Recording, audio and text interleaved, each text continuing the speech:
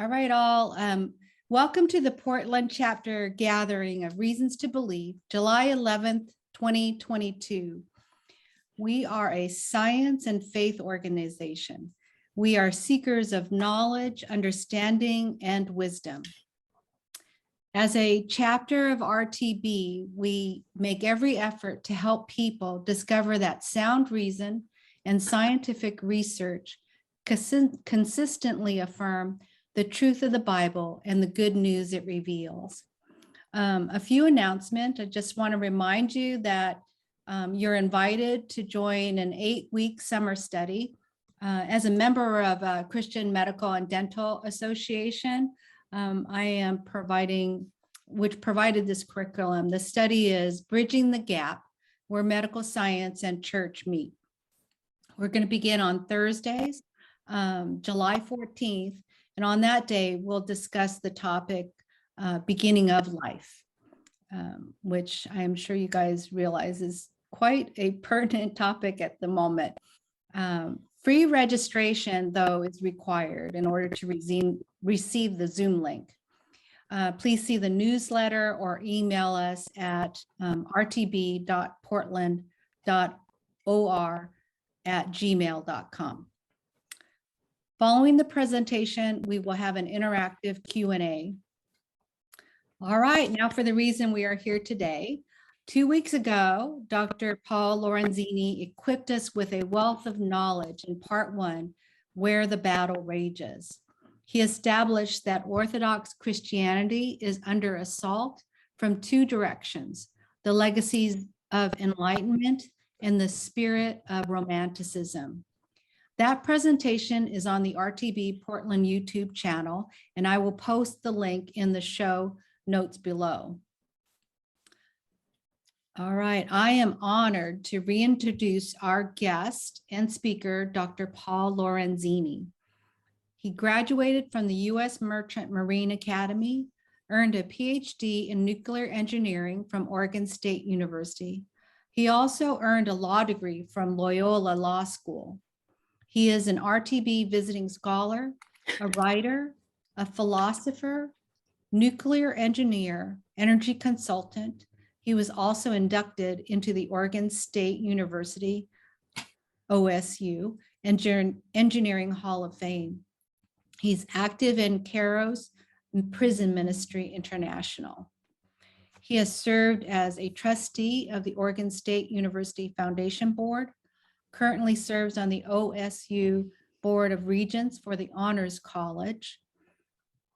He also teaches a colloquium in the OSU Honors College. He also teaches at George Fox University. Again, Dr. Paul Lorenzini, welcome, and thank you again for joining us here in Portland, Oregon, and thank you all for joining us as well. Okay, so thank you, Belinda. And excuse me, as Belinda said, this is part 2 of a 2-part presentation. The first part dealt with framing. It said, how do we understand where the battle rages? I took that quote from a statement by Martin Luther, and basically he said we should focus ourselves. There are many, many periods we've gone through as a church. We need to know where the battle rages in our age so we can focus our attention on those issues and be current and be responsive to the culture.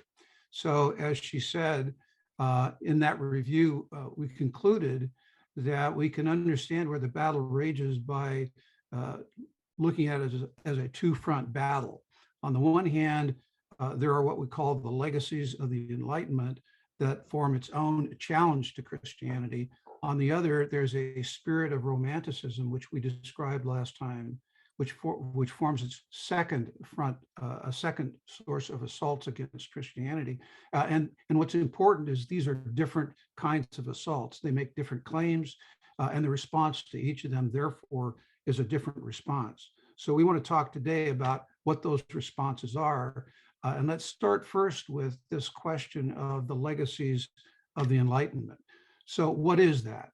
Well, the legacies of the Enlightenment I've defined as a commitment to reason. We all know that. human autonomy, meaning we stand alone in the universe and we're on our own and we're self-sufficient, and the pursuit of truth and human progress through a materialistic understanding of science. So it makes the assumption that we live in a materialistic world and that the only thing out there is what we can experience with our sense experience, the phenomenal world, if you will. So where do you start? Well, I think a good place to start is by looking at the basic premises that this legacy is built on. And I make the argument that its premises are based on a false set of beliefs. Now, if you recall from last time, Charles Taylor, his whole, and by the way, for those of you that are joining us, I drew heavily on Charles Taylor's book, A Secular Age, written in 2007. And as Belinda said, it's about 800 pages long, so it's a little presumptuous of me to try to summarize it, but I drew from it. And one of Charles Taylor's basic contentions is the science-driven narrative is unconvincing. So what is the science-driven narrative? The science-driven narrative is the idea that science has now proven that religion is passé, and that with the advances of science and reason, it drove religion out of the picture because religion just didn't fit. Taylor looks at that and he says, I find that unconvincing. First of all, if you look back in history, it ignores the fact that the early scientists continued to believe in Christianity. So it didn't drive them out. Secondly, science has not really disproven the notion of a non-material world. It leaves open the door. It can't prove or disprove the existence of a reality beyond this phenomenal world that we experience. And thirdly, it ignores its own leaps of faith. So on that list, you'd include origins of life, consciousness, determinism, and I'll come back to those in a bit. But I want to focus initially on this first issue, that science has not disproven a non-material reality. I draw that from Kant. So Immanuel Kant, famous philosopher in the last millennium, 1724 to 1804. And what Kant did is he probed the limits of reason because he was obsessed with the problem of determinism. At the time, science seemed to be concluding, materialistic science, that we are determined, that we have no free will, that we have no ability to make choices because we're governed by cause and effect. And if we are totally a material body, we're governed by those same rules of cause and effect, and our life is cast before us, it's determined.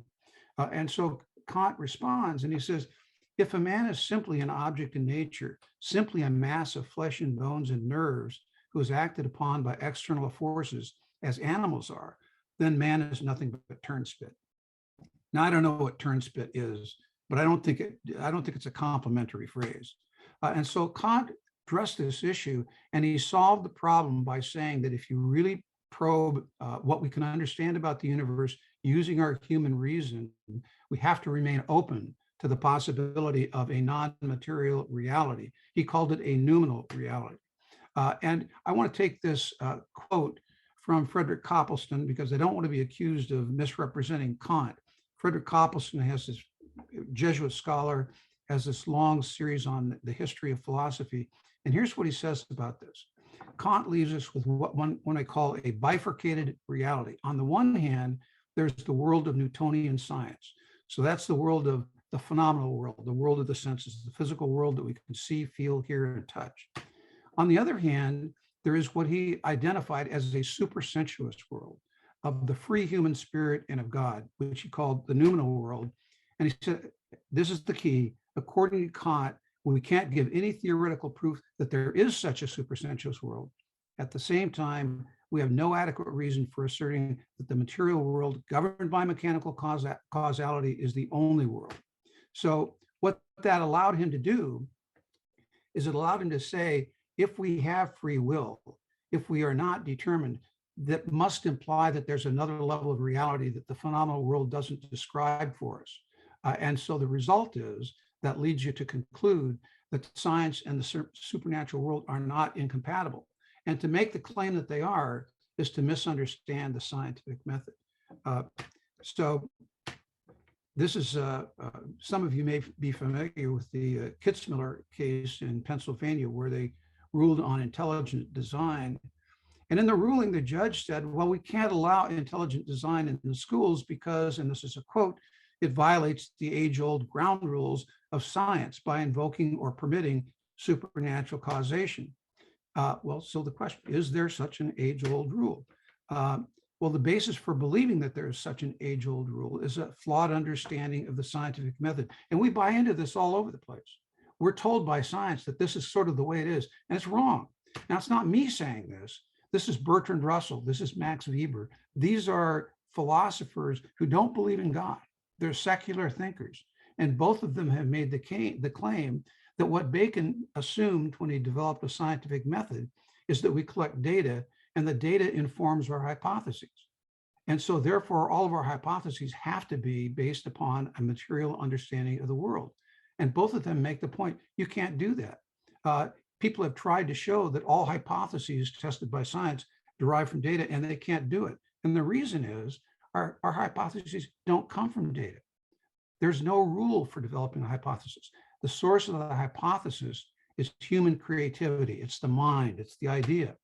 And so if we apply that to our situation, what it really means is that science is not about testing the supernatural or the natural. It's about testing hypotheses. It doesn't care about the source of the hypothesis. So what does that apply to us? Well, there are two hypotheses that science tests as an example. One is naturalistic Darwinism, and the other is the hypothesis that the scripture is correct in understanding the origins of life. Both hypotheses, both paradigms make truth claims about the universe. Both can be tested by the scientific method. Well, then, of course, science comes along and it says, well, okay, maybe so, but science has proved all those assumptions are wrong. And so you see Steven Pinker in his book, Enlightenment Now, saying, and by the way, this is interesting because they just make the statement. We all know this is true, they imply. So Steven Pinker says the findings of science imply that the belief system of all the world's traditional religion are factually mistaken. Edward O. Wilson just comes up, makes this blatant statement. Science has always defeated religious dogma point by point when the differences of the two have been meticulously assessed. Well, what's our apologetic response to that?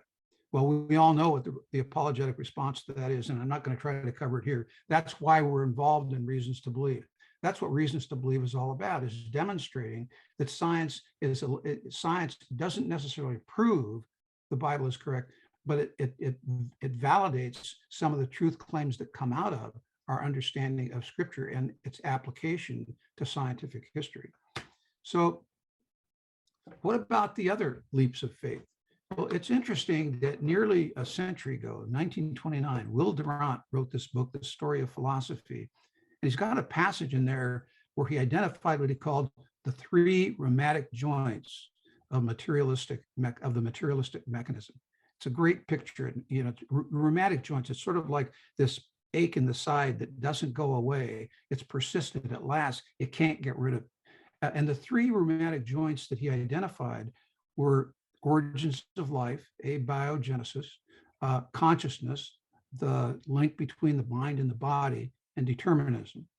So the real quick answer to the first one, and this is also a fun kind of an observation, naturalists claim in public, and this is all again from Steven Pinker, we know that our species emerged from prebiotic chemicals almost 4 billion years ago. So that's the public face that scientists put on this whole issue of origins of life. Here's what they say behind closed doors. This is Paul Davies in The Fifth Miracle. Paul Davies is trying to prove this scientific worldview. He goes into believing that Steven Pinker is right. And what he discovers is when you really get to the bottom, nobody knows. And this is his word, they're baffled. This bottom quote comes from the website of a group of scientists who study origins of life. And this is from their November 18 announcement of a new meeting. And this comes out just exactly at the same time that Pinker's book comes out. The exact origin of life remains an unfathomable mystery. So there is no answer that comes out of science that explains the origin of life. And of course, Christianity does have an answer for that. Well, what about determinism? We talked about this last time. Is determinism, we said determinism comes out of this look at science. It was a problem that Kant saw, as we saw. Well, what about today? Well, here's Einstein on determinism, the man who is thoroughly convinced of the universal operation of the law of causation cannot for a moment entertain the idea of a being who interferes with the course of events. Man's actions are determined by necessity. Well, along comes quantum mechanics, and some people say Einstein didn't really understand quantum mechanics, but be that as it may, many people have now said, well, that's classical science, but once you bring in quantum mechanics, that sort of undercuts the idea of determinism. Well, some would say that it's not a settled issue, but this is from a book by Brian Greene, who's a theoretical physicist, called The Elegant Universe, 1999. And he responds and he says, actually, the wave functions, the probability waves of quantum mechanics evolve in time according to precise mathematical equations, which informs us that quantum determinism replaces Laplace's classical determinism, in which case we haven't really escaped the problem of determinism. But this is the really interesting part for me. Move the clock forward. Do people who advocate this scientific worldview, how do they deal with this issue of determinism? Well, this is Sam Harris. He's one of the people identified as the four atheists, new atheists back about a decade ago. Sam Harris is quite frank. He says, I accept determinism. I believe that's the way the world is. I believe I'm determined. Well, on the other hand, you've got Daniel Dennett. Daniel Dennett is also an advocate of this scientific worldview. In fact, he has an organization he calls the Brights. The Brights are people who believe that we live in a materialistic universe, so presumably all of us are the dumbs. That's sort of the equation there.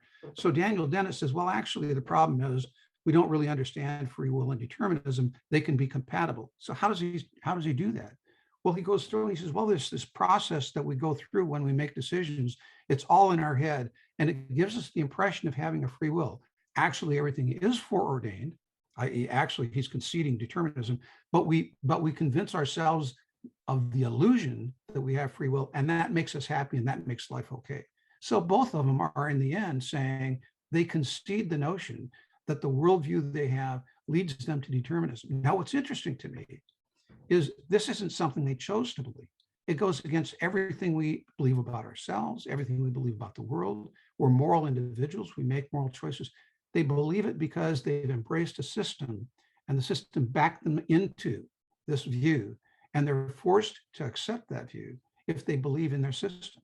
And it's interesting how hard people will work to force themselves to believe something that is driven by their system, even though it runs counter to everything we know about ourselves. Well, if you move forward and you say, okay, determinism is part of the issue, but suppose quantum mechanics does say there's an element of randomness, that really doesn't solve the problem, because the issue is not necessarily randomness. The issue is, do we as humans have an ability to affect the future by choices that we make? Do we have agency? Do we have a conscious capacity? And so the notion of consciousness is a little bit different than determinism. It relates to it, but it's central to what we mean by being human. Well, here again, this is J.P. Moreland refers to this quote by Leibniz, who said that consciousness is inexplicable by natural causes. And he claims, Moreland, that naturalist explanations for the emergence of consciousness are as inadequate today as they were when Leibniz threw down his gauntlet. Well, okay, Moreland is a Christian. What do non-Christians say? Well, here's Richard Dawkins when he's confronted with a question in a debate. He says, I agree that consciousness is deeply mysterious. As a materialist, I'm committed to the view that consciousness is something that emerges from the brain. Nobody understands how. And I regard that as one of the problems for the future. In other words, again, they force themselves into a system where they don't have an answer for consciousness. Their system implies to them that consciousness is an illusion, and they don't have an answer for it. So they go to, I call this, people talk about the God of the gaps. This is the science of the gaps. Somewhere, sometimes science is going to come along and fill this hole. Well, this is the interesting one to me. 1998, this guy, John Searle, writes this book, The Rediscovery of the Mind. And John Searle was active, he's a Berkeley philosophy professor. He was active in the 60s. And he writes in the introduction to his book, he says, this issue of consciousness, when I read the authors and what they try to say, and then I try to explain it to my students, I was appalled to discover that these authors routinely denied what I thought were simple and obvious truths. That is, they tend to deny that there is such a thing as consciousness.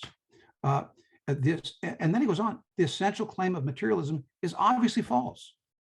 I believe there's no other area of contemporary analytic philosophy where so much is said that is so implausible. The unstated assumption, here he goes, is that these views represent the only scientifically acceptable alternatives. Science backed us into a corner. And then he has this nugget. Acceptance of the current views is motivated not so much by an independent conviction of their truth as by a terror of what are apparently the only alternatives. So they have started out by saying, God doesn't exist. I'm being backed into a corner. Oh my gosh, I'm scared to death that I may be forced to concede that God is really possible. Their own system is driving them to that. So taken together, these two problems in particular, the problem of determinism and consciousness, what they really suggest is that materialism is dehumanizing. It denies all that makes us human. And so you could stop there and you could say, well, let's start and let's talk about a Christian apologetic, but let's go further, because then they go on and they say that Christianity, I can't even read my own thing on the left, but the basic thing they claim is that reason has actually been the source of human progress. And not only do they say that reason and materialistic science have been the source of human progress, they have to attack Christianity. So they go on and they say, and it has overcome Christianity to make the world better and more humane. So this is Steven Pinker. I mentioned him. Enlightenment Now, wrote this book in 2018. The guy who really laid this out, though, is Michael Shermer. Wrote this book in 2015 called The Moral Arc. Let me move this. So in The Moral Arc, he says humans have been on a rising moral arc, moving consistently toward universal values of human flourishing and beneficence. And he says, moral advancement is a consequence of the Western commitment to science. So let's test that. Let's ask that question. So first of all, they frame their assault, their advocacy as an assault on Christianity. So this is, again, Shermer. He says religion cannot be a driver of moral progress. The Bible is one of the most immoral books in all of literature. He's got chapters on this, but this is one of the nuggets he throws out. If God really believes in equal rights for all of his people, one would think that he would have said something about them in his book. Such sentiments are nowhere to be found in the Bible. Well, I raised Schumer in a recent scholar call, and Hugh Ross jumped in and he said, I've debated Michael Schumer 4 times. And what's striking about Michael Schumer and other people who take this view is how biblically illiterate they are. And so we got into a conversation about that. There's lots of places in the Bible where it talks about the dignity of humanity, but there is this one passage that people just kind of glommed onto in Galatians. There is neither Jew or Greek. There is neither slave or free man. There is neither male or female, for you are all one in Christ. So the Bible is pretty darn clear that we're all to be treated equally and we're all to have equal dignity in God's eyes. Well, one of the sort of the chestnuts they threw out, let's move on, in saying that religion has been bad for the world, is this whole issue of wars of religion. So Sam Harris says, religion is the most prolific source of violence in our history. Richard Dawkins throws the same thing out there. I'm sure you've heard all these. Well, here's a little bit of history. This comes from a book by William Kavanaugh from Notre Dame, The Myth of Religious Violence. I'd suggest it to you if you're interested in it. It's a whole book on this topic. These are just a couple of nuggets taken from the book. In the 5 millennia worth of wars, only 123, or about 7%, were religious. Of them, 66% were Islamic, 3% were religious. A lot of people during the period of the Enlightenment focused on the 30 Years' War, all this bloodshed over 30 years, all based on wars of religion. No. Kavanaugh responds, he says the entire latter half of the war was primarily a struggle between 2 great Catholic powers. It was about economics and it was about power. It wasn't about religion. And yet that myth lingers on, that all of these wars were about religion. Well, here was an interrogation on this subject by PBS. They were interviewing Dawkins. Again, one of these things I sort of love. This guy at PBS he's talking to Dawkins. He says, I respect atheists and atheisms, but, I've covered a lot of wars, famines, and tragedies, and it seems to me truly every theater of suffering I've ever been to, there is a dauntless nun, a priest, clergy, or a religious person who was working very selflessly and bravely for the good of human beings. And I don't run into organized groups of atheists who do this. And Dawkins sort of caught off guard and says, well, maybe there just aren't enough of them. The reality is that if you really look at the history of Christianity and its effect on the world, it has been fundamentally good. And I would recommend to you Ken Sample's book on Christianity Cross-Examined, Is Christianity Relevant, Rational, and Good? And Samples has been making this point now the last several times I've heard him talk, that when I go to talk, Ken Samples, go to talk to universities, I don't get so many questions anymore about whether Christianity is true. The question I get asked is whether it's good. That's a fundamental apologetic issue for us. And it deals with women's rights, it deals with slavery, and all these different claims that people make about what Christianity has done in history. And he's got a really excellent review of that history. I would really recommend it to you. The notion is that if you really penetrate the barrier, get past the myths, what you find is that in history, in world history, Christianity has been a great source of good and benefit to mankind. Now, this is not just a case of saying, well, therefore I'm going to believe in Christianity because it's good. I think it's more a case of saying the evidence that Christianity is valid is that it's been good. The evidence that Christianity lives up to its claim that it changes people's lives, and in their lives, they work to make the world a better place. The evidence of that is in history. And so that becomes its own apologetic. So what about this other part of the claim from Schumer, which is what is the source of these universal values that he claims we have? And so his answer to that, and this gets to another really important issue, morality, he says, is derived from natural instinct. It's a consequence of natural selection. Well, this is kind of an old conversation. This book on the right by Paul Farber deals with the history of consistent claims that have been made that morality comes from naturalistic evolution. And it's been advocated, then defeated, advocated, defeated, advocated, defeated. The most recent is this claim by Edward O. Wilson. This is from a 1998 article in Atlantic Monthly, which he titles The Biological Basis of Morality. Well, what happens when you probe that? The first problem you find with using evolution as your answer is that it can explain instinct, but it doesn't explain morality. It doesn't identify goods that are good, not for survival benefit, but simply because they're morally good. There are many behaviors that have survival value that aren't morally good. And you could just simply point to the Nazis. Let's clean out all the weak people. Let's clean out all the people with genetic defects. Let's clean them all out of the species. That will certainly improve the survival of the species. And yet we declare those to be not morally good, but morally sinful. The issue here is that behaviors governed by instinct do not carry any burden of moral guilt. There's no sense of morality built into this idea. So they claim morality, but their source of claiming morality is not a source of genuine morals. So what happens is that Enlightenment materialism, when it begins to talk about morality, reduces itself to an intellectual sickness. It's cured by therapy. It's just a matter of wrong thinking. And if we can use reason and talk people into understanding how they've made bad choices because they're irrational, they will make the right choices. And in the process, it denies moral guilt. It denies the fact that many times we know something is wrong and we do it anyway. We know something may not make sense, but we do it anyway. We run into this, in the prison. I'll run into people who will say, I made the choice to be a criminal. I made the choice to live a life of crime. It always amuses me. Amusement is not really the right word here, but people will often say that Christians basically lay guilt trips on people. Well, when we go into the prison, we don't lay a guilt trip on anybody.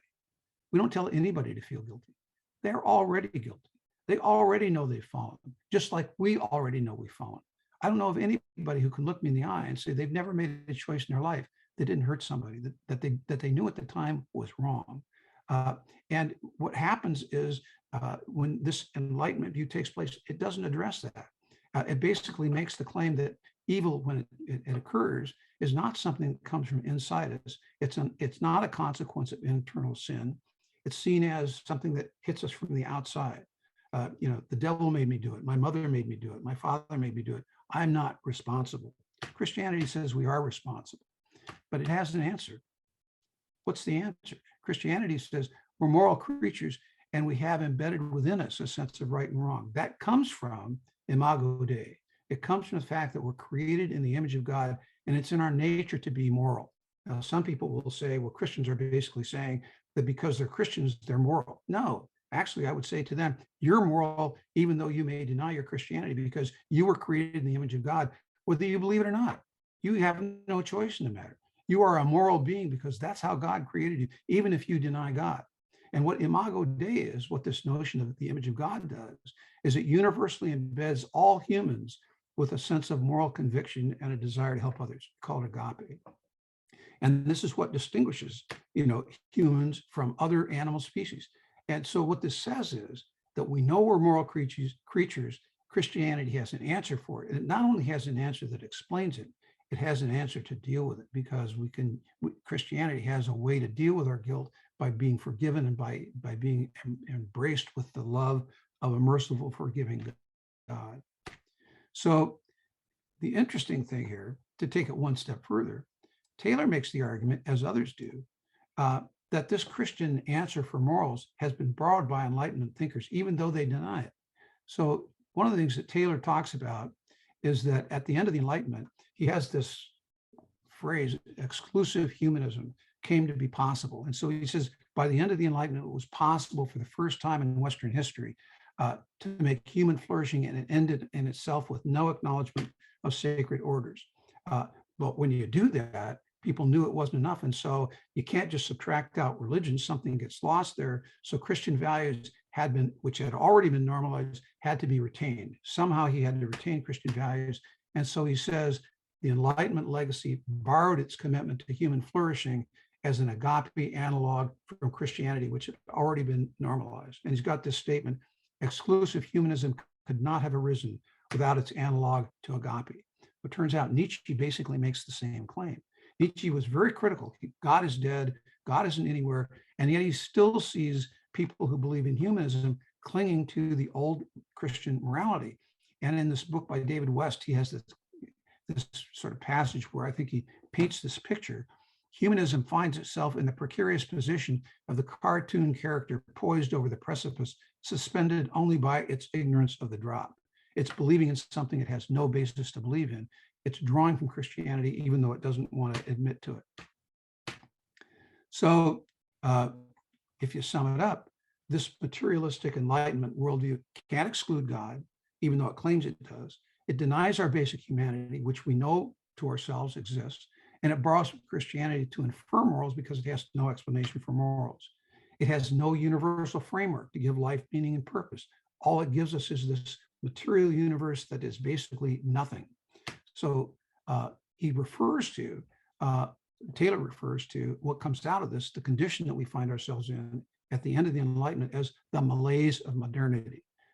Everyone understands it, he said. It's a threatened loss of meaning, many ways to characterize it, the conundrum of determinism and consciousness. We live in a technological society that's the legacy of the Enlightenment, which is in reality a dehumanizing society. Life is flat and empty. So he refers to the Peggy Lee effect. Is that all there is, from her song? A materialistic universe lacks any sense of purpose. This comes from a scientist who says, yes, that's true. The laws of nature are as impersonal and free of human values as the rules of arithmetic. We didn't want it to come out that way, but that's the way it happened. So what's the Christian answer to all this? Well, the Christian answer is, so what's our apologetic? Christian answer is, Christianity is true to who we are. It's rational. It fits what we know. It tells us we're conscious agents who have a free will. We're moral. We're sinners. It tells us that. We have an embedded spiritual hunger. It tells us there's more. We all feel that. It has intellectual legitimacy, which is what Reasons to Believe is really all about. And it responds to our spiritual hunger. It tells us there's a loving, merciful God standing at the door, anxious for us to return home.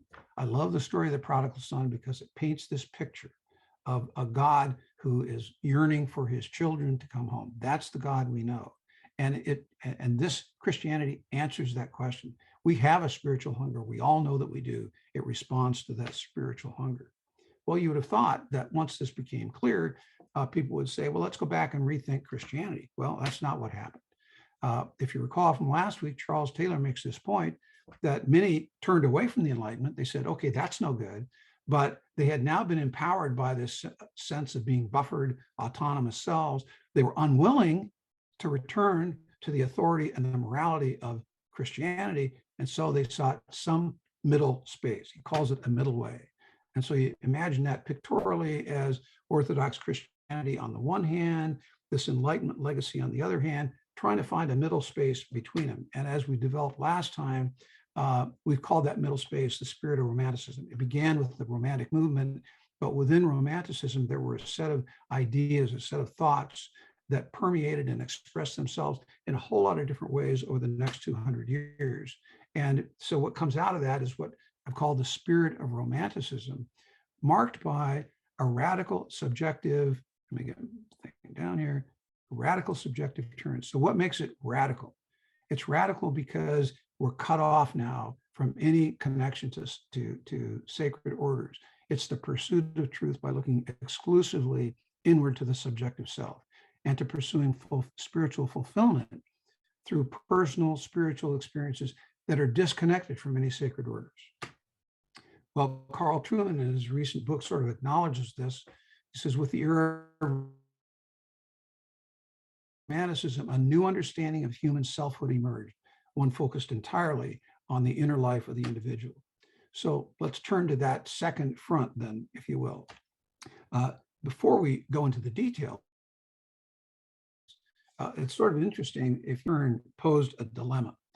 Now, Francis Schaeffer, who I mentioned last time, and many of you are familiar with, makes a central part of his apologetic that once this issue of determinism came to the surface, humans faced a dilemma. They had to choose between the rational world of the Enlightenment and the irrational world of Romanticism.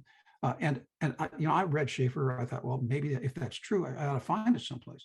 So I read Schaeffer in the 70s. I went through philosophy books. I would have thought everybody talked about it. Nobody talked about it. They talked about it very obliquely. And then finally, 2002, I'm going through a bookstore in Juneau, Alaska, and I run into this book by Simon Critchley. And he's got this passage: the dilemma seems to be intractable. On the one hand, the philosophical cost of scientific truth seems to be scientism, in which case we become beasts, materialistic, determined animals with no consciousness. On the other hand, the rejection of scientism through a new humanization of the cosmos seems to lead to obscurantism, in which case we become lunatics. So I called my colloquium for a couple of years humanization of the cosmos, but everybody thought I was going to talk about astrology, so I had to change it. So what does lunacy look like? This is from a book by Harvard professor Wilfred Cantwell Smith, and he's talking about culture, and he's struggling with the idea of how these comparative cultures can all be equally valid in sort of this romantic way of looking at the world. And he concludes, the truth lies in persons and groups. Truth is personal, not propositional. And so then he concludes, consciousness can comprehend both Islam and Christian movements. The historian can now see that both are true and neither is. Unless one recognizes that both true and both are false, one is a poor historian. This guy's a smart guy. I have a lot of respect for his intellect. How does he come to this kind of a conclusion? He comes to a conclusion because he embraces the system, and the system backs him into a corner. And unless he's willing to reject his whole system, he has to accept this, even though it runs counter to everything our common sense tells us, including the Aristotelian law of logic, the law of non-contradiction, which says two mutually contradictory truth claims can't both be true at the same time. So given that dilemma exists, it sort of suggests that as we begin to look at how Romanticism grew into a separate body of spirituality that challenges Christianity, it's got an underlying aspect that doesn't quite work. So recall from last time, we focused on the 60s, and we said there was a dramatic change during the 60s, in which Orthodox Christianity was marginalized. So we're dealing with the effects of what happened during the 60s, where Orthodox Christianity went from its role in pre-60s America as a mainline cultural value to its role in post-60s America, where it's been largely marginalized. And in its place, the spirit of Romanticism has sort of emerged. Well, people look back at the 60s, and for those of you that remember this time, there was the human being. This is a picture on the left, and journalists were really starting to pay attention to what was going on in Haight-Ashbury in San Francisco. They went through, and there was all this craziness going on. They had tour buses where they would take people on these, the safety of a tour bus through Haight-Ashbury, and they could sort of look at all these weird people and comment on how weird they were. Well, Joan Didion, who was a great writer at the time, was one of the journalists, and she looked at this and she said, we're getting it wrong. She said, what's going on here is something really serious. These people are telling us something about our culture. And what they're telling us, what they're expressing, is a massive rebellion against the emptiness of modern society. Theodore Roszak, who wrote in 1968, The Making of a Counterculture, talking about the 60s, talks about this a couple of years later in an essay where he says, he's talking about science, and he says, science, provides us with monsters, the bomb, the cyborg, etc. But I have another monster in mind. I mean, the invisible demon who works by subtle poison, not upon the flesh and bone, but upon the spirit. I refer to the monster of meaninglessness. The creature I name wears the face of despair. This is not coming from a Christian. This is coming from an observer, an intelligent observer, who's taking the pulse of the counterculture. He's taking the pulse of this concern in America at the time, what Charles Taylor would call the malaise of modernity. So all of a sudden, guess what happens? In the wake of the 60s, there's just this explosion of new expressions of spirituality. This picture in the upper right, if you were in San Francisco at the time, that would have been a familiar picture. You see the Krishna marchers marching through the street, proudly marching. And there were all these different expressions of spirituality. Well, one of the seminal articles at the time was an article that Tom Wolfe wrote in New York Magazine. He referred to the 60s as the me decade. So what's happening here is he's commenting on this subjective turn inward, the subjective turn to the self. So the self is the source of meaning and purpose.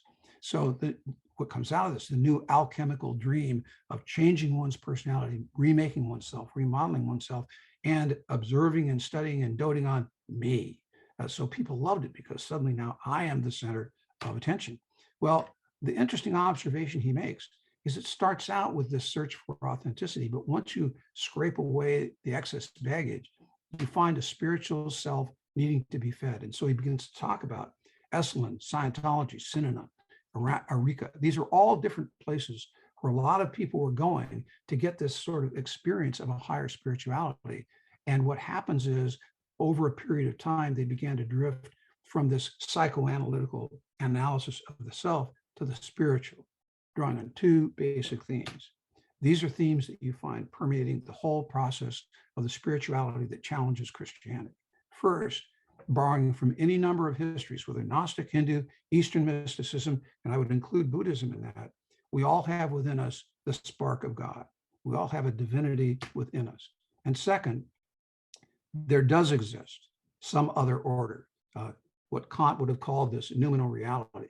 It's invisible, it can't be known, and the only way we can discover it is through intuition, mystical revelation. The only way we can discover it is through our own personal spiritual experiences.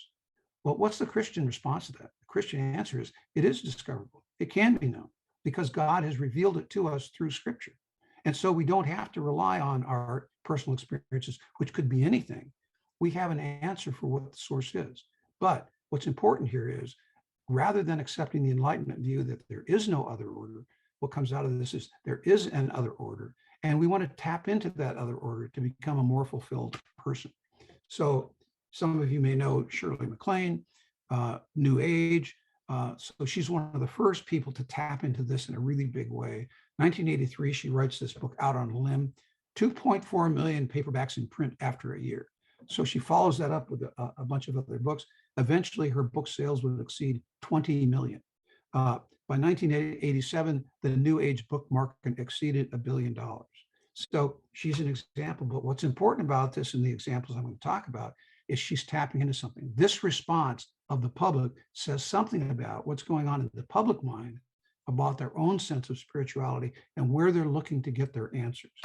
So 1993, James Redfield writes a book called The Celestine Prophecy. So it was he self-published it. But guess what? After sending out his self-published book, it was so popular, Warner picked up on it and they paid him 6 figures for the publishing rights. Eventually, it sold over 5 million copies, 165 weeks on the New York Times bestseller list. What did it say? There are 9 spiritual insights drawing from Eastern traditions. And again, this is where Buddhism comes in. All these insights are aimed at helping us establish a connection with the divine, establish a connection with this other, with this higher consciousness to become a more fulfilled human being. We must get acquainted with the subtle energy that infuses all things. And interestingly, he's got to have his anti-Christian message in there. So throughout the book, the main character is opposed by the Catholic Church. So they're also very clear that they're taking a position that is contra Christianity, that is an assault in its own way on Christianity. It tells people Christianity is not the answer. This is the answer. So this is a weird one. Who's Neil Walsh? Well, Neil Walsh is this guy in Medford, Oregon. And you kind of figure Medford, Oregon. Married 5 times, missed child support payments, had bad credit. But he claims that he woke up in the middle of the night every morning at 4 o'clock and God spoke to him. And he took notes on a yellow pad. And he writes this book that was self-published. The first 5,000 copies sold in 2 months. After the sale of 100,000 books, Putnam paid him 7 figures for the publishing rights. Moved to number 14 on the New York Times bestselling list. Total craziness. Good and evil, right and wrong don't exist. A message that runs through all of this stuff. Even Adolf Hitler went to heaven. So if you roll the tape forward to today, finding spirituality through all of these different mechanisms is now a multi-billion-dollar industry. The self-help industry is valued at $13 billion. There's a bi-monthly called Spirituality and Health, has a circulation of 100,000 people, and it's all built around the message of we want to be spiritual, but not necessarily religious. So what are the tenets here? What are the ideas that are behind this? If you run through all of them, you find all these different ideas expressed in different ways. Monism, all is one. Everything and everyone is interrelated. Ultimately, there's no difference between humans, animals, the rock, and God, which means if there's divinity out there, we're part of that one. And so we are divine at our essence. So we're all God. Then if we are God, what's the problem? Well, the problem is we've got this God inside us and we are ignorant of the divinity within us, God's in disguise. So Shirley MacLaine is out talking to a group of people. Someone raises their hand and says, well, you're not God. And of course, we all know that's true. And her answer is, well, you just haven't discovered the God that's within you. We discover our divinity by looking inward and experiencing a change of consciousness. And the sense is all religious experiences are equally true. There is a common spirituality out there. You've all heard this, right? There's a common spirituality. Every religion is tapping into that same spirituality, even though it expresses itself in multiple different ways. Well, here's the interesting, this came up last time. Christians weren't ignorant about this. And so they responded in the late 60s and 70s to this sense of spiritual hunger with a Jesus movement. They sensed that something was different, and ultimately they would, I believe, leave a legacy for Christianity as we experience it and practice it today. We now have guitars in church, and they shifted the focus from a message that was built around creeds to a message that was built around God's love. This guy on the right, Don Williams, was the youth pastor at the church I attended, Hollywood Presbyterian. In 1971, we had a adult retreat, and he comes in with his sort of street person guitar guy playing music. And he starts off, I'll never forget this, he starts off, he says, most people would like to talk about the existence of God. Does God exist or doesn't God exist? He said, I'd like to suggest to you that the hardest question, the hardest thing for any of us to believe is that God really loves you and me. And he introduced us to the idea of unconditional love. Now, today, we all take that for granted. I defy you to find any reference to unconditional love before 1970. You won't find it. I think he's the guy that coined the phrase, and it was electric. It was because people connected with it.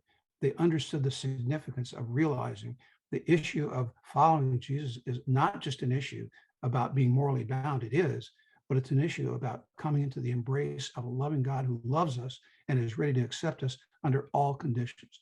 That was, when I'm sitting there listening to that, it was a new message.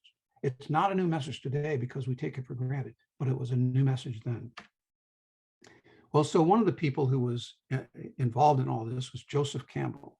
Joseph Campbell, you see here, he had this book about him, Joseph Campbell Phenomenon. Joseph Campbell had studied the world's myths and legends, and he believed that revealed through those myths and legends were common truths about spirituality, which ultimately devolved to the same list that we saw before. He inspired George Lucas to create Star Wars.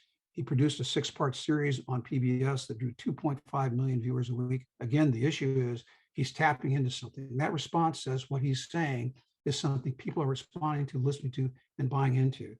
So what I like about Joseph Campbell is he's got intellectual integrity. He knows he's got a system. He knows the system is backing him into a set of beliefs, and he's ready to embrace that set of beliefs, no matter how incompatible they are with our experience of ourselves. So I've got a couple of little snippets here to give you an idea that you can think about and talk about. God is an intelligible sphere, that's to say, a sphere known to the mind, not to the senses, whose center is everywhere and circumference nowhere. And the center, Bill, is right where you're sitting. And the other one is right where I'm sitting. And each of us is a manifestation of that mystery. So think about what he's saying here. God is not a being that's separate from us. God is not a being that can love us. There is no such thing as loving this intelligible sphere. It's an impersonal sort of consciousness that exists out there. And so he's telling us that we are divine, that we are God. And so this is sort of the theme that comes through all of New Age, to which you just ask yourself, do you know anybody who's God? I don't. I've never claimed to be God. God is an intelligible sphere. That's to say, I got to go to the next one. Okay, here we go. These two pairs of opposites come forth as male and female from the two sides. One has eaten of the tree of the knowledge, not only of good and evil, but of male and female, of right and wrong, of this and that, of light and dark. Everything in the field of time is dual, past and future, dead and alive. All this, being and non-being, is, isn't. And what's the significance of them being beside the mask of God, the mask of eternity? What is this sculpture saying to us? The mask represents the middle, and the two represent the two opposites. And they always come in pairs. And put your mind in the middle. Most of us put our mind on the side of the good against what we think of as evil.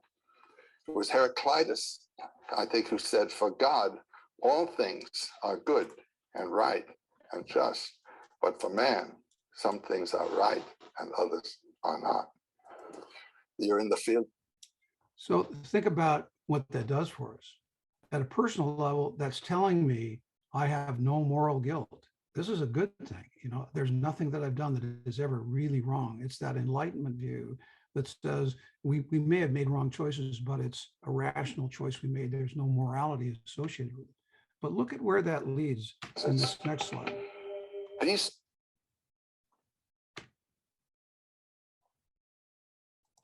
and when people say to me, you know, do you have optimism about the world, you know, how terrible it is? I said, yes, just say it's great, just the way it is. But doesn't that lead to a rather passive attitude in the face of evil, in the face of wrong? Participate in it. Whatever you do is evil for somebody. So here's the point of this. Okay, here's the question. And this is ultimately one of the most important elements of a Christian apologetic in response to all of these claims. Is this true to our life experience? Can anybody really live that way? Do you really believe that we don't fight evil? Do you really believe there's no justification, that there's no evil out there to be fought? Nobody believes that. Nobody lived consistently with that. Nobody believes there's nothing out there that's wrong. That's why we put people in prison, for crying out loud.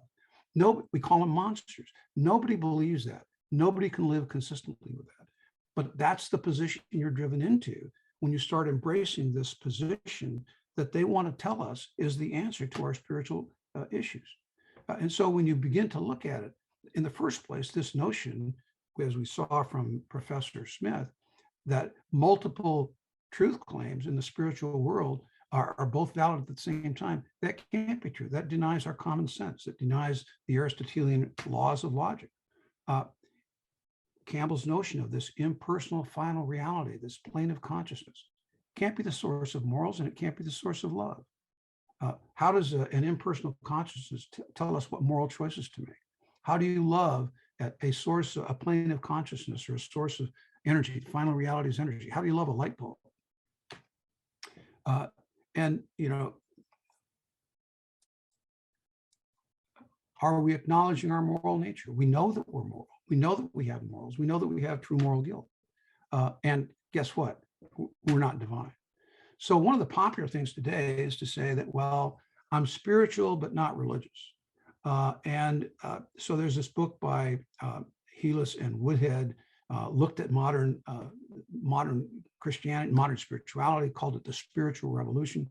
Surveys show increasing numbers of people now prefer to call themselves spiritual rather than religious. You've heard that before. Well, it's kind of seductive. And in fact, you know, unless you're careful about defining what you mean by religious, a lot of Christians will say, I'm spiritual, but not religious. Well, what do they mean? Well, when you look at these two terms, religion can mean buildings, pastors, priests, institutions, denominations. Religion can mean that we're part of an organized church, that we're bound to a denomination, institutional rigidity, institutional authority. And when we speak of religious, often that's what we mean. And many of us would say, well, I'm spiritual and I don't cling to those things as part of my spirituality. I participate, but that doesn't define my spirituality. Or religious can also mean a belief in truth claims and subjecting oneself to their authority. And so when many people say I'm spiritual but not religious, it's not clear exactly what they mean. Many people in this sort of modern spirituality would say, I don't accept any orthodox truth claims. I'm spiritual, and by spirituality, I mean I look to myself for personal spiritual experiences. When we go to the prison, one of the things we talk about is this issue, and we refer to it in the context of what is the church? And so we make the point, church is not pastors, buildings, and all those sorts of things. What is it? It's a community of believers. And so we get them in front of the group. Who is the church? Everybody responds, we are the church. This comes about halfway through on Saturday.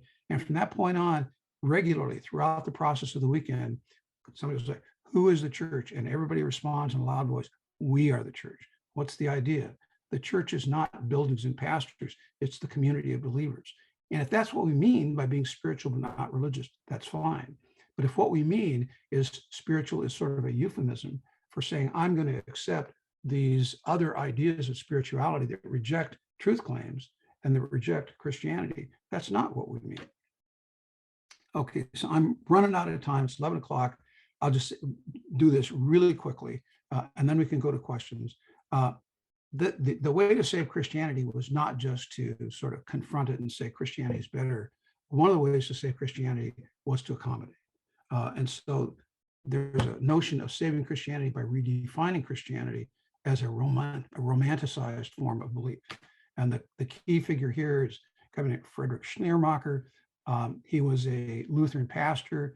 He was participated with a group of romantic believers. And they challenged him. They said, well, how can you be a pastor? They called themselves the despisers of religion. Well, how can you be part of our group if you're a Christian pastor? So he responded, and he wrote this book called Speeches to its cultural despisers. And you know, their reference was to the 30 Years' War. In Speeches, he sought to save Christianity. Christianity does not rely on reasoned thought or underlying truths. So it's not about truth claims, not about truth claims. It's about emotions, spiritual feelings, and the sense of absolute dependence that we have on God. The real source of religious belief is not creeds, not truth claims. It's about our own personal spiritual experiences. Well, there's a history here. In the Protestant church, this evolved over a period of 150 years, reached a climax in 1925 with the adoption of this document called the Auburn Affirmation, which basically said we're going to seek a unity. They'd been fighting with each other. We're going to seek unity, and we're going to basically allow individuals to interpret scripture as a matter of one's conscience. What's that do? It severs us from any source of external authority. And this is a quote I got, and I'll end with this. This is a quote I got from Joseph Clare, guy, George Fox, that I really like. Liberalization of Christianity is when you take the authoritative center out of external constraints, and it goes directly to the individual, in which case the authority of the faith is mediated directly by the individual's own thoughts, feelings, experiences, and views of the world. Once you do that, you're free to revise your understanding of Christianity to be whatever you want to be. And so you wind up with all these different ideas that challenge sin, our divinity, the divinity of Christ, the atonement for sin, the authority of the Bible, all of which led Reinhold Niebuhr to say, what you're left with is you've gutted the faith. A God without wrath, led by men without sin, into a kingdom without judgment through the ministrations of a Christ without a cross. So under the force of these two, sum it up, under the force of these two assaults, we're experiencing a challenge to Christianity. This is a cover of Newsweek, 2009, the decline and fall of Christian America. So what's our response to that? What is our apologetic to all of this? The first apologetic is it's true to who we are. We can live consistently with our set of beliefs with what we claim Christianity tells us. It honors truth in the spiritual realm. It doesn't tell us that two mutually incompatible truths are both true at the same time. They can't be. It explains our humanity. We're active, engaged, moral, creative beings. It makes no claim of divinity. We have chests. So there's a great book by C.S. Lewis called The Abolition of Man, in which his opening chapter describes men without chests. It can't be just our head, the Enlightenment, and it can't be just our heart, Romanticism. We have to be an integrated being. We have to integrate both. And the final reality is the one I mentioned, the apologetic that I think the Jesus movement really tapped into, which is probably the most powerful apologetic we have. Final reality is a personal, loving, merciful God who responds to our universal hunger, our spiritual hunger, while being true to who we are. He stands at the gate, he stands at the door, he stands at the bay window, waiting for his children to come back because he wants to accept them, love them, forgive them, and have a loving relationship with them. So I ran over by 4 minutes. Paul, that was fantastic. Thank you so much. Let me just get us back. If you would stop sharing your screen. All right. All right. Thank you so much. Okay, so just a reminder, we are recording the interactive Q&A. And if you have any questions, you can raise your hand in the reactions tab, or you can also put your question in the chat, and I'll go back and forth between those. And then, yeah. Let me respond to one comment here. Based on your talk, where do environmentalists such as Michael Schellenberger fit in? I actually have a blog on that, on the Reason to Believe website. It's called Christian Environmentalism in an Age of Bobos. And I've got a chapter in the book I'm writing on how we have romanticized the environment. So I think this very much fits into that. We've romanticized not just spirituality, we've romanticized science, and we've romanticized the environment. We've romanticized our concepts of truth. Okay. Just to let people know in the audience, that was a question by Rob Gibson. Based on your talk, where do environmentalists such as Michael Schellenberger fall based on this type of analysis in your talk? Yeah, Michael Schellenberger says he advocates what he calls environmental humanism, the pursuit of human flourishing and environmental progress. And he basically is accepting Michael Shermer's concept of morality And he is buying into this notion without ever addressing where does this sense of human flourishing come from. He doesn't address that question.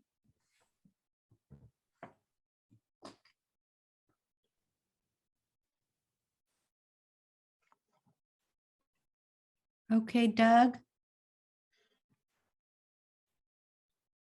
Can you hear me? Yes. Okay, great. So, Paul, I just got done reading actually a book by Schellenberger, Apocalypse Never. And I was probably reading the wrong book to get what you just said, maybe. Because I detected in the book not much of any kind of, he was just mostly concerned about the inconsistencies in the environmental movement and how a lot of this has really gone off the rails, and we need to look at nuclear, for instance, more carefully and things like that, which all seem to make sense to me.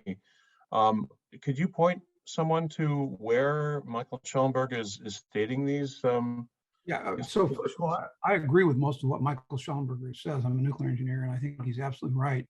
But at the end of the book, he deals with this question of an environmental ethic. And in the blog that, if you go to the Reasons to Believe website, there's a blog, Christian Environmentalism in an Age of Bobos.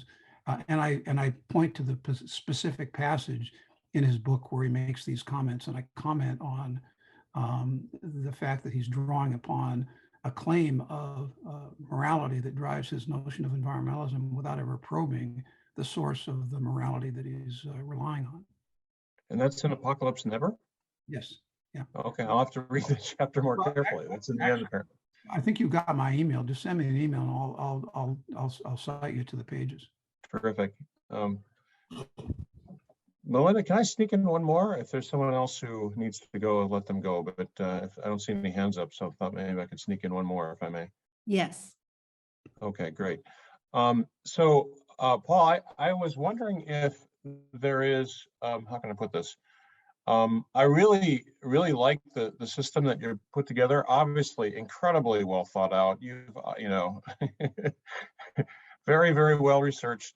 I was wondering, maybe the best way to put this is, where does this critical theory that is just in some sense outgrowth of postmodernism fitting into your picture? Because the more reading I've done, it seems that this is just everywhere. You read some of the responses to the abortion debate from the legal perspectives that people are taking to support the idea of abortion, and how the Constitution is just this malleable document. All of this seems to come out of postmodernism with very, very real effects for all of us. And critical theory, postmodernism, I don't know how that fits into your grid.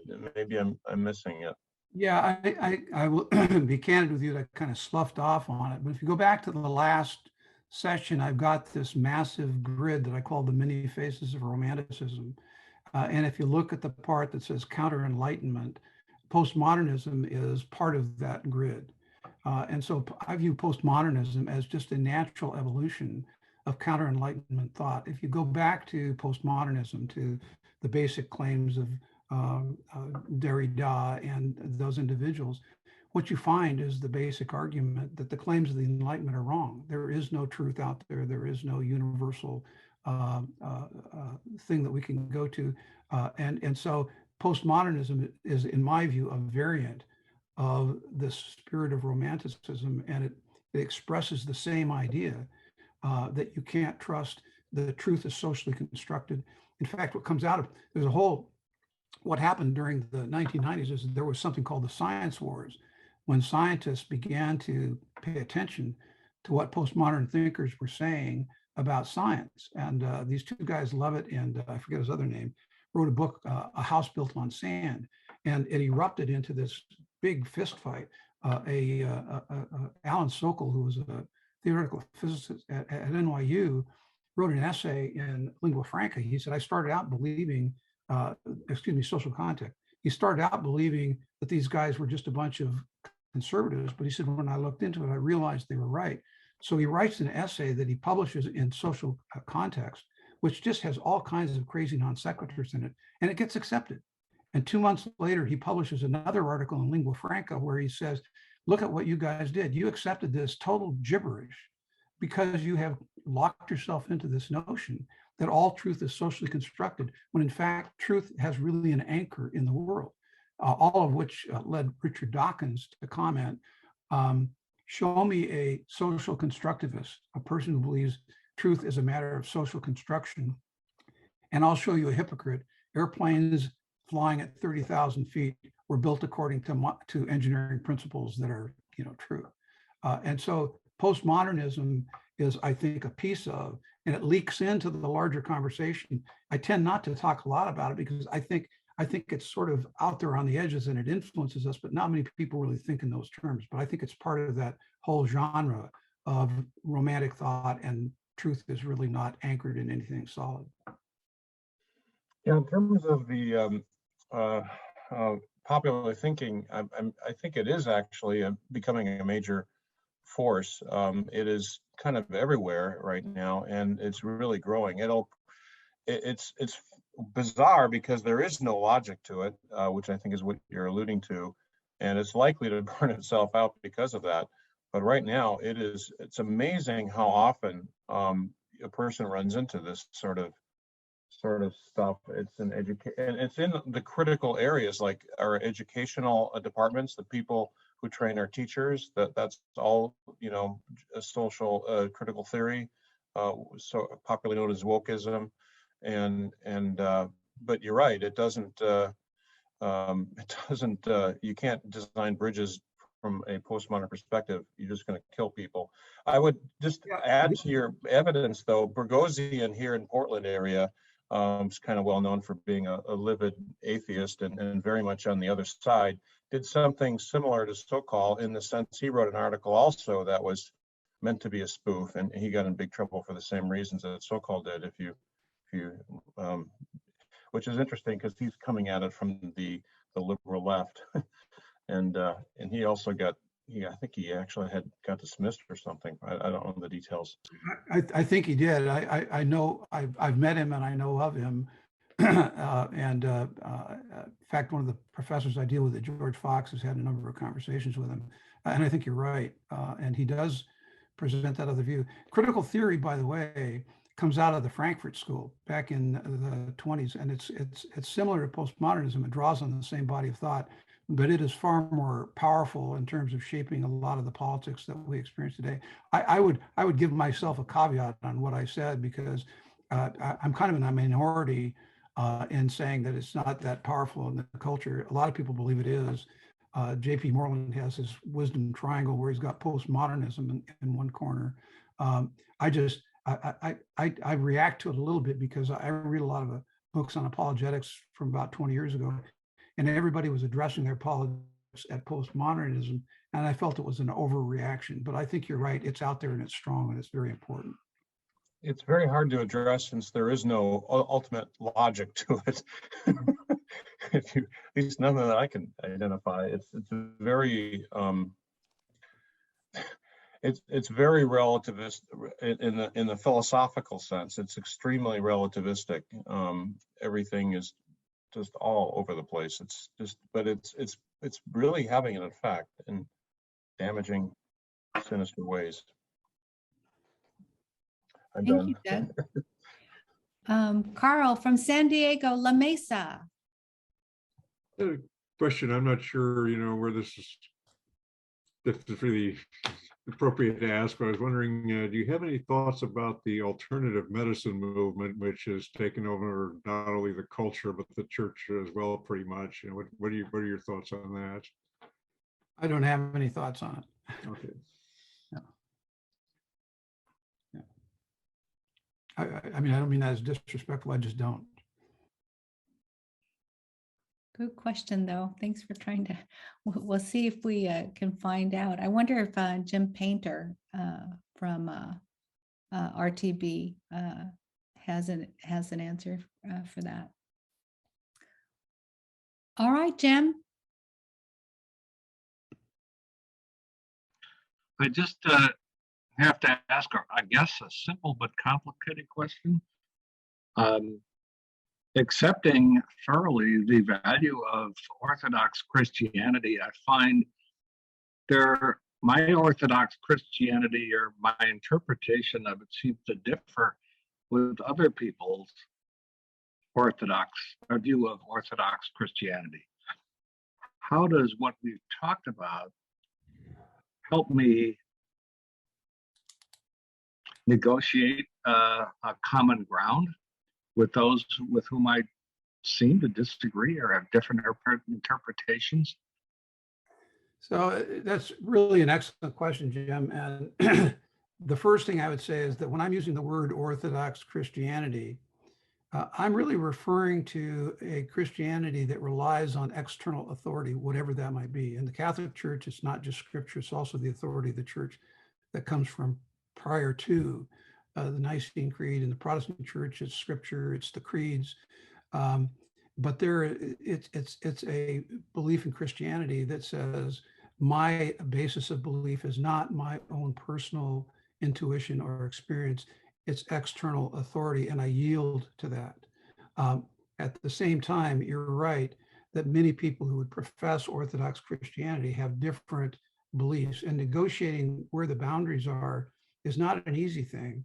As you know, Jim, I've tried to make the point that there are some certain basic things that I think we have in common. And I addressed that in the last session where I talked about the need for us to find those unifying beliefs that define an orthodoxy. And I made the point that when we go to the prison, we go as Catholics, Protestants, fundamentalists, the whole gamut. And when we reach that point where somebody is ready to say, I'm ready to accept Christ, I want Christ in my life, we don't stop and ask them about their beliefs on predestination or young earth, old earth, or any of those kinds of questions. We just basically say, do you believe Jesus is Lord? Do you believe you're a sinner? Do you believe you need Jesus in your life? And if they say, yes, I want that, that's enough. And I think we are bound by that. We're bound together by that as a unity. And so I like to think of Orthodox Christianity as those of us that are inside the circle of that belief. And there's gray edges around the outer sides. I don't know quite how to draw the boundary there, but I do think it's important for us to at least know that there's a unity that we can agree on that runs to the heart and core of what Christianity is about. Yeah. So from your last presentation, and you can correct me, but you had said, reflected in the Apostles' Creed and the Nicene Creeds, Christians are united around the basic truth claims. 1, a personal infinite God exists. 2, Jesus was divine, rose from the dead, and offers atonement for sin. 3, we are fallen sinners. And 4, the authority of Scripture as God's vehicle for communicating truth about himself. Yeah, thank you for doing that, Belinda. Yeah. Did I see your hand up, Carl? Yes, go ahead, Carl. I was wondering about critical theory slash wokeism. Does it not contain some historically and objectively true elements in it? They're maybe perhaps more accurate than some of the traditional views. I think as with all theories, there's an element of truth there that gives them a sense of legitimacy. The question is, if you take the whole package and put it together, does it stand up? And I guess I'm not ready right now to go into a conversation about critical theory, but my look at critical theory really takes it back to the Frankfurt School in Germany. And critical theory is basically built around the notion, it's a Marxist idea around the notion that there are the oppressed and the oppressors. And it's about identifying who the oppressed are and who the oppressors are. And in Marxism, it's economic. In a lot of woke theory, it's race, it's other things. And so a lot of what we experience as critical theory has its origins in critical social theory that goes back to the Frankfurt School and their ideas. And it's got a Marxist origin to it. The people in Frankfurt School were Marxists, and they basically saw the traditional Marxism was not really working. And so they sort of reconceived it. They refocused on where social thinking ought to go. And out of that came a whole body of thought called critical thinking.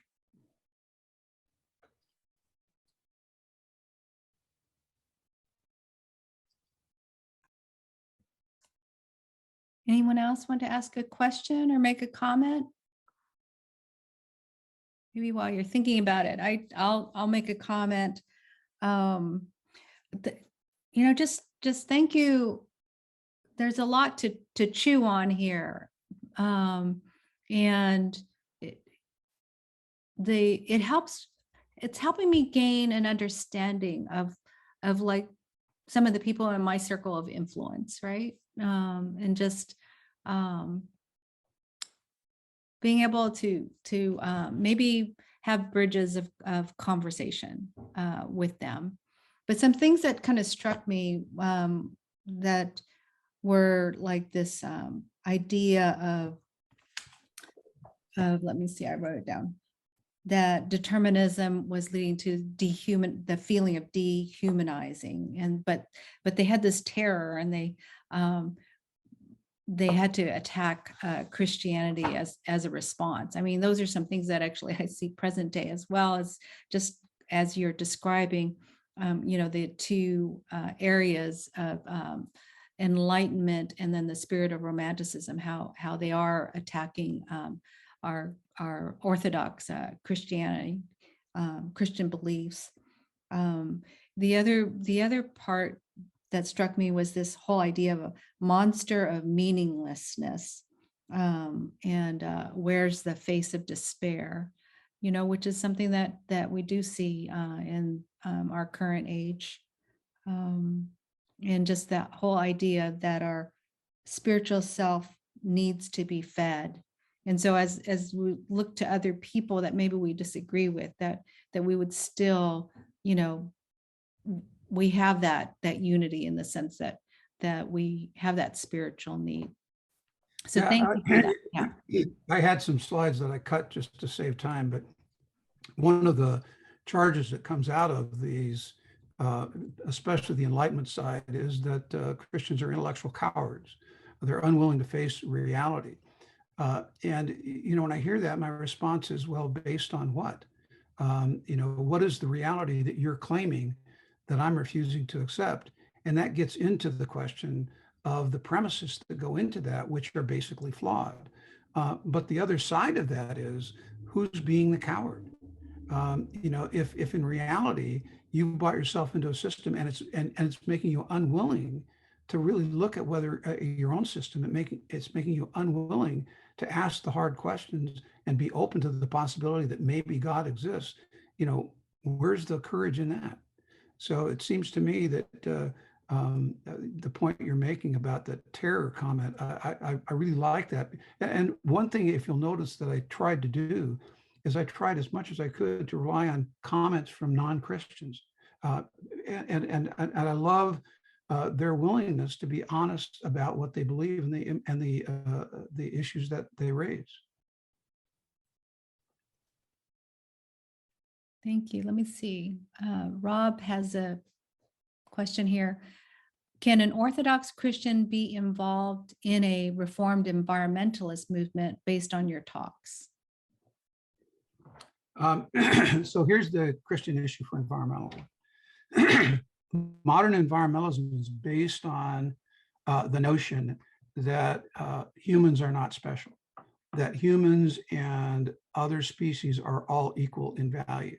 The Christian view is that humans are special, that humans were created in the image of God, that we have a special relationship with God, that it's our responsibility as humans to be stewards of the earth. But our first priority is people, that our first priority as Christians is to address human needs. And when environmental needs take priority over human needs, we begin to move into a realm that is not Christian. And so I think the challenge, which is the theme of the blog that I wrote, the challenge, the environmental challenge for Christianity is to get square on the issue of what our priorities are, and to accept the notion that Christianity calls upon us to have a different set of priorities than modern environmentalism does. And as long as we can be clear about that, there's absolutely nothing wrong. I mean, it's absolutely right to care about the environment, to look to clean it up, and to do all of those things. That's absolutely right.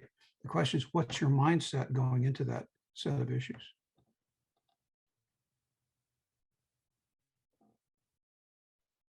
This is Jim Stearns from Des Moines. Can I ask a question? Yes. First of all, will this one also be available as a video or as a historical document, or I mean, something that we can access later? And the second question is, we had a visitor that was planning to come today but couldn't, and would it be okay to send her this link if it is available? Yes, I can answer that. Yeah, the Reasons to Believe Portland chapter YouTube channel. So this will be uploaded onto that channel. And yes, you can share that link.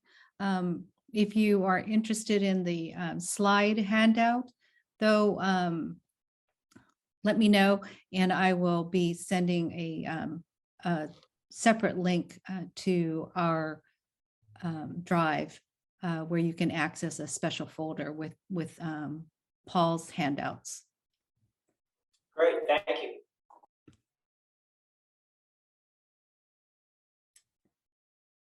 Any other questions or comments? Yes, Carl. Okay, just wanted to say thanks for this presentation. It was really excellent. I really was blessed by it. I'm going to get a copy of the the video and go over it several times yet. Thank you. Yes, Ray. I had a question.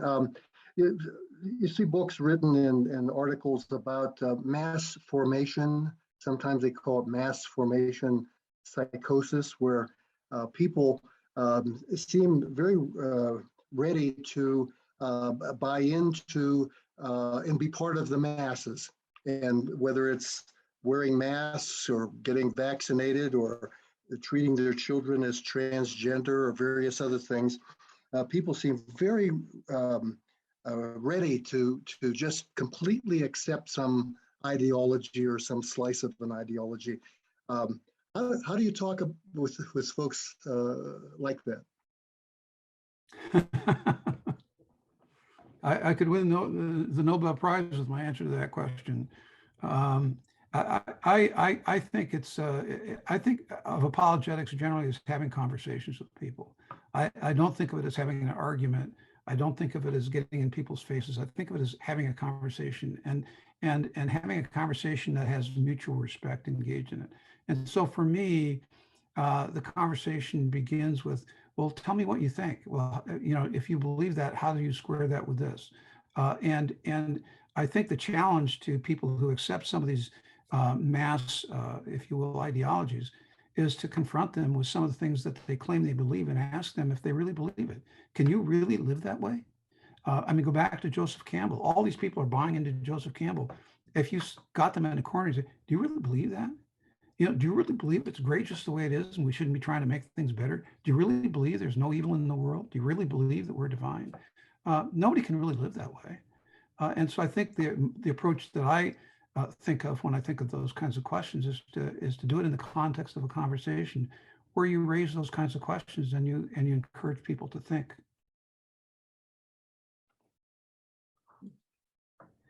Thank you. And thanks for a wonderful talk. It really was very enlightening.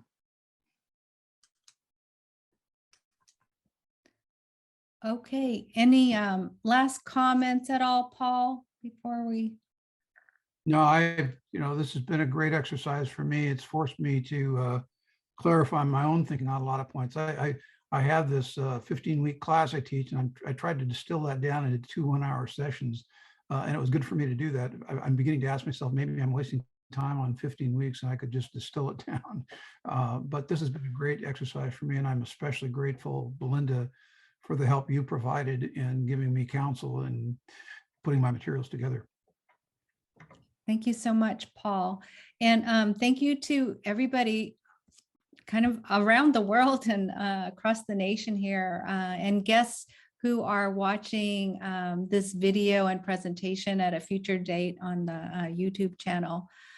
We want to honor your time. I just want to say there's a reminder again on July 14th, I'll start bridging the gap with the Christian Medical and Dental Association study series. And there is a free registration is required in order to get that Zoom link. And then if anybody, including you, Paul, would like to stay and chat, I will keep the Zoom open. And really have a wonderful day, everyone. And thank you so much for joining us.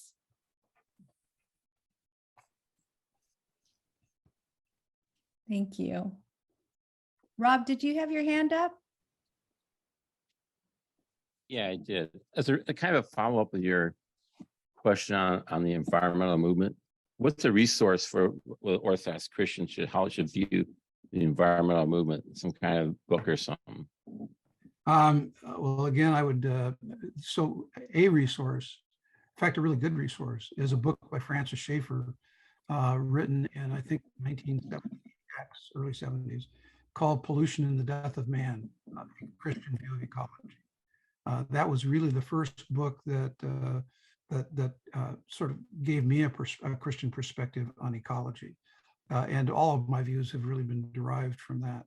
So that's the place I would start. And again, I don't mean to beat my own horn, but I think the blog I wrote deals with it as well. It's a little shorter.